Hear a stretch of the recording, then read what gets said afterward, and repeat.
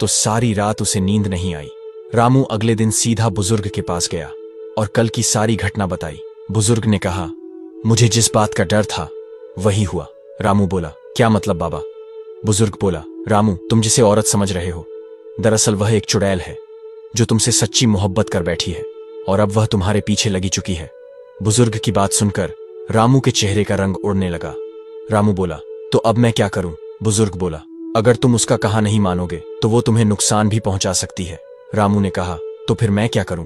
बुजुर्ग ने रामू से कहा, तुम उसे अपनी मीठी मीठी बातों में उलझाकर उसके बाल काट लेना, फिर वह तुम्हारे काबू में हो जाएगी और फिर वो कभी तुम्हारे खिलाफ नहीं जा पाएगी।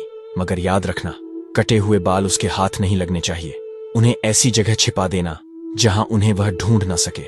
रामू ने कहा, बाबा, मैं उसे गुलाम नहीं बनाना चाहता बल्कि अपनी जान छुड़ाना चाहता हूं। बुजुर्ग बोला, उससे छुटकारा पाना इतना आसान नहीं है। तुम उससे मोहब्बत की बातें करो। जब वह तुम्हारे काबू में आ जाएगी तो अपने बारे में सब सच सच बता देगी। मेरी मानो तो उसे वश में करके देखो। इसके अलावा वह तुम्हें हर हाल में बर्बाद कर देगी अगर तुम उसके कहे अनुसार ना चलोगे।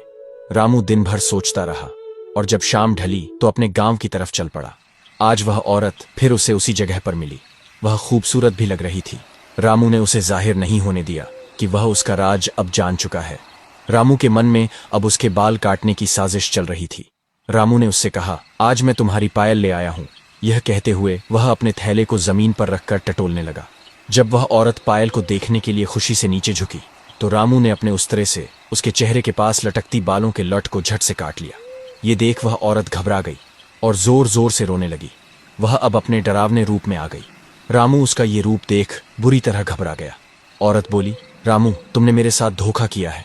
तुमने मेरी मोहब्बत का फायदा उठाया है। मैं तो वैसे भी तुम्हारी गुलाम थी, मगर तुमने मेरे बाल काटकर अच्छा नहीं किया। रामू बोला, अच्छा, तो पहले तुम अपने उसी रूप में आओ और अपने बारे में सब सच बताओ। औरत वापस अपने खूबसूरत रूप में आई और कहने लगी, मेरा नाम रमा है, हमारी बस्ती जामनगर है। एक दिन मैं घूमती हुई इधर आ निकली। मैंने जब तुम्हें शाम को यहाँ से गुजरते देखा तो मैं तुम पर फिदा हो गई। मैं अब तुम्हारी गुलाम हूँ। बताओ, तुम्हारे लिए क्या कर सकती हूँ? रामू ने कहा, अब मुझे तुमसे कोई डर नहीं। मैं तुम्हें अपने घर ले जा सकता हूँ, मगर तुम मेरे बच्चों के सामने कभी अपने असली रूप में आने की जुर्रत नहीं करना और ना ही कभी मेरे बच्चे तुम्हारे उल्टे पैर देख पाए और गांव में भी तुम्हारे राज का पता न चल पाए, वरना तुम जानती हो कि तुम मेरे काबू में हो। औरत बोली, हाँ, मैं जानती हूँ। अगर तुम मेरे बाल ना भी काटते तो भी मैं तुम्हारा हर कहना पूरा करती। मुझे तुम्हारी हर बात मंजूर है। मैं तुम्हारे साथ चलने में खुश हूँ। रामू ने कहा, मेरा तुम्हारा कोई रिश्ता नहीं है। मेरे बारे में कोई गलत ख्याल भी मत लाना। औरत ने कहा, जो हुक्म। रामू नाई बोला, अब तुम चलो मेरे साथ। वो रामू के साथ साथ चलने लगी।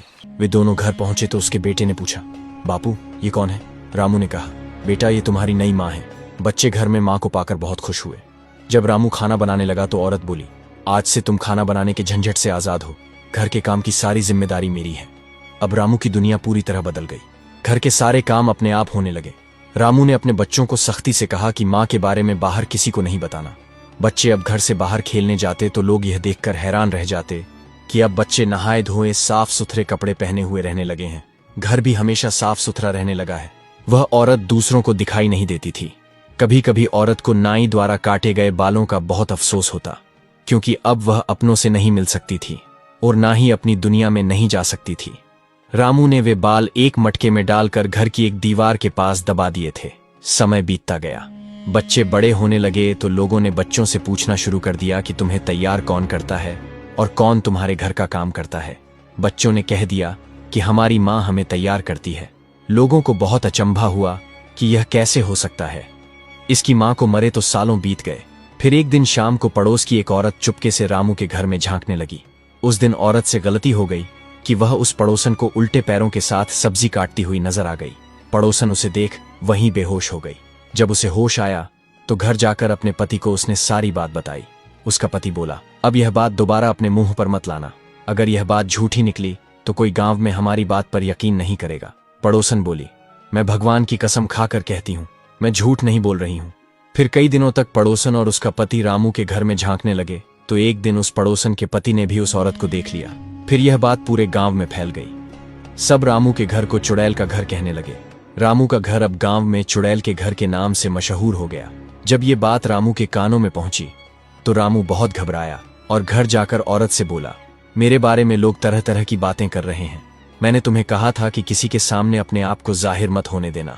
औरत बोली, मैंने यह जानबूझकर नहीं किया। मैंने कई साल तुम्हारे यहाँ तुम्हारे घर और बच्चों की देखभाल की है। अब तुम मुझे आजाद कर दो। मगर रामू अब उसका आदी हो चुका था। हर काम तैयार मिले तो भला कौन पागल उसे आजाद करे। रामू ने उसे मना कर दिया। कुछ दिनों बाद जब रामू का छोटा बेटा उसी दीवार के पास खेलता था जहां रामू ने औरत के बाल मटके में डालकर छिपाए थे, खेल खेल वो बच्चा वहां से मिट्टी खोदने लगा। मिट्टी खोदते खोदते बहुत देर हो गई। जब औरत उस लड़के को कुछ खाने के लिए देने के लिए गई तो उसकी नजर उस मटके पर पड़ी। लड़का भी बोला, देखो माँ, इस मटके में क्या है? मैं कब से इसे बाहर निकालने की कोशिश कर रहा हूँ। औरत ने मटके को बाहर निकाला। जब उसने मटके को खोलकर देखा तो उसमें अपने कट्टे बाल पाए। उसने तुरंत बालों को चूल्हे में डालकर जला दिया। अब वह औरत रामू की कैद से आजाद थी। शाम को जब रामू घर आया तो औरत बोली, रामू मुझे अब यहां से जाना है। मुझे अपनों की याद आ रही है और तुम्हारे बच्चे भी अब बड़े हो गए हैं। यदि मैं तुम्हारी गुलाम रही और इसी दौरान अगर तुम इस दुनिया से चल बसे तो मैं यहीं इसी घर में कैद होकर रह जाऊंगी। रामू बोला, हरगिज नहीं। औरत गुस्से से बोली, अब मैं आजाद हूं। तुम उन बालों की हिफाजत नहीं कर सके। मैंने उन्हें ढूंढ लिया है। ये सुनकर रामू सहम गया। वो सोचने लगा अब उसकी मृत्यु निश्चित है।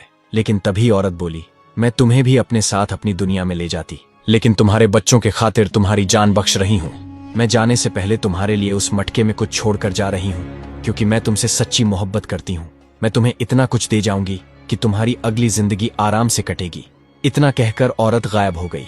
रामू उसे आवाज देता रहा। रामू अपना सिर पीट पीट कर रोने भी लगा। रामू ने जब मटके को ढूंढा तो उसमें ढेर सारे सोने के सिक्के निकले। इसी गांव में रहते रहते वह इस कलंक को धो नहीं सका। लाख कोशिश की सफाई देने की, मगर लोग फिर भी उसके घर को चुड़ैल का घर ही कहने लगे। आखिर में रामू ने शहर में दूसरा घर ले लिया और बच्चों के साथ वहीं रहने लगा।